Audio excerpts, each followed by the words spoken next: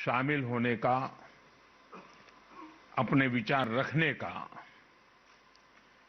और अपने वरिष्ठ जनों से विचार सुनने का अवसर मिलता रहा है। यहां पर तो सभी लोग उस विचार परिवार के सदस्य हैं। दीनदयाल जी जिसके मुखिया की तरह, एक प्रेरणा की तरह अविरत रूप से हमें प्रेरणा देते रहे हैं।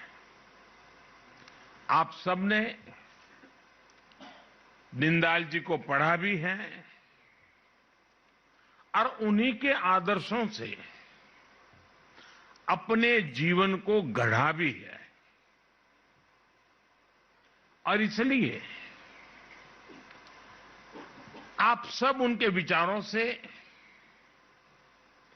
उनके समर्पण से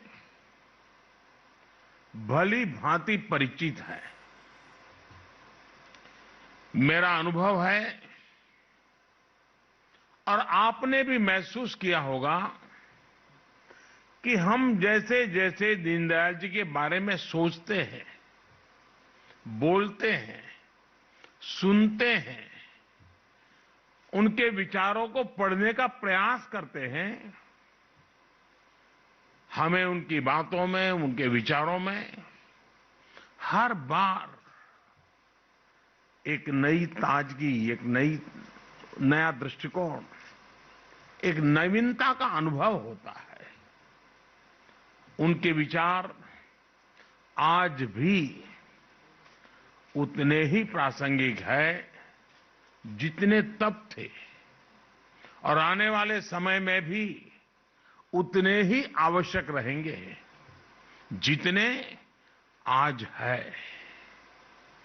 एकात्म मानव दर्शन का उनका विचार मानव मात्र के लिए था।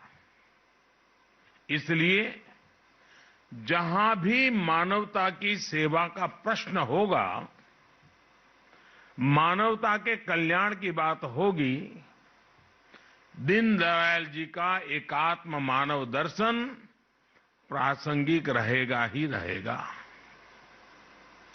एकात्म मानव दर्शन में विशेष रूप से इन 3 शब्दों में व्यष्टि से समष्टि की यात्रा व्यक्त होती है, स्वार्थ से परमार्थ की यात्रा का मार्ग स्पष्ट होता है और मैं नहीं तू ही का संकल्प भी सिद्ध होता है। साथियों, हमारे यहां कहा गया है, स्वदेशे पूज्यते राजा, स्वदेशे पूज्यते राजा, विद्वान सर्वत्र पूज्यते।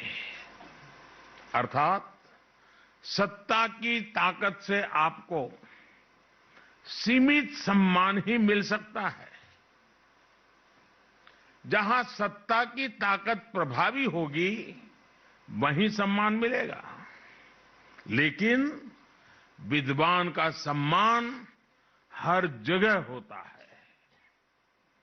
दीनदयाल जी इस विचार के साक्षात जीता जागता उदाहरण है।